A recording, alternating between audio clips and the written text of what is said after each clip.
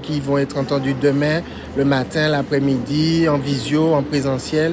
Tout se passait bien jusque-là, jusqu'au moment où on a évoqué l'absence de l'un des 11 prévenus qui sera jugé quand même, malgré son absence, parce que cette personne, on considère qu'elle a été bien convoquée alors qu'elle n'a pas été touchée par la convocation, effectivement. Et puis après avoir évacué ces questions de forme, on est rentré dans le vif du sujet. Et d'entrée de jeu, j'ai posé la question, l'État français est-il possible de lui dire qu'il est un criminel contre l'humanité, c'est-à-dire de voir sa responsabilité pénale engagée? Parce que si l'État français commet des infractions pénales, contrairement à ce qui est dit dans la loi, qui dit que l'État français est comme le fou, un irresponsable pénal, alors on ne peut pas opposer aussi facilement qu'on le souhaiterait l'état de légitime défense face aux crimes et aux délits commis par l'État français. Et donc c'est la question de la conformité de l'article 121-2 du Code pénal à la Constitution qui garantit l'égalité de tous devant la loi.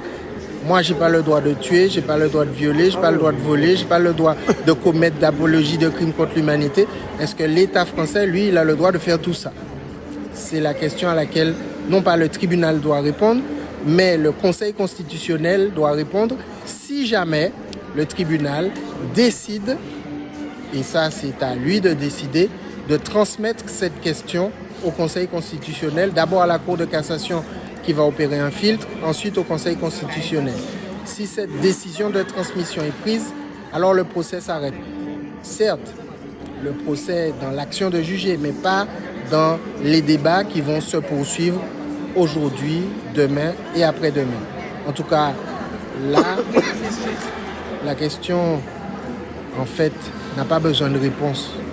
Est-ce que l'État français a commis des génocides sur les Kalinago? Oui. Est-ce que l'État français a commis des génocides sur les Africains? Mais vous savez, le transfert forcé d'enfants, c'est un acte de génocide, pas un acte de déportation.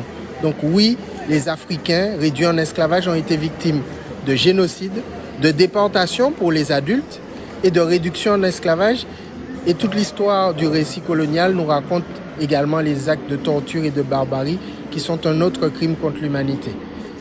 Enfin, quand on aura répondu à cette question, oui, l'État français est criminel, est-ce qu'un criminel peut demander justice contre ceux dont le seul crime est d'avoir mis fin en partie à l'apologie du crime contre l'humanité, donc à une partie du crime contre l'humanité?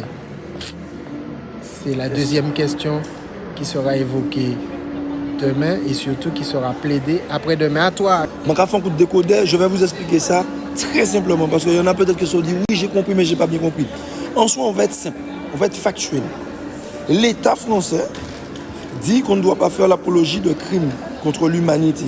En mettant les statuts de ces gens-là en place, ils sont en train de faire l'apologie d'un crime contre l'humanité. Et donc, ceux qui ont fait tomber les statuts étaient tout simplement en train de rétablir l'ordre et la loi.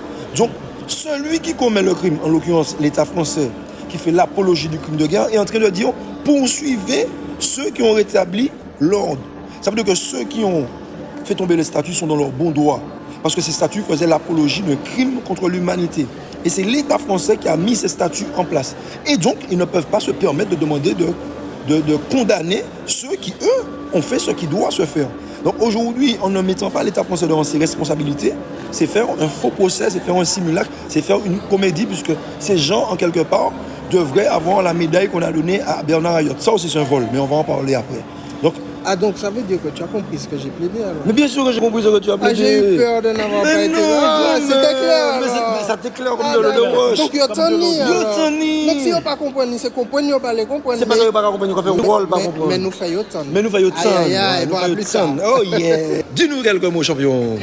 Alors nous sommes dans un procès très important, c'est un procès historique et nous allons essayer de démontrer que tout ce qui est reproché aux personnes qui se font juger aujourd'hui est ridicule.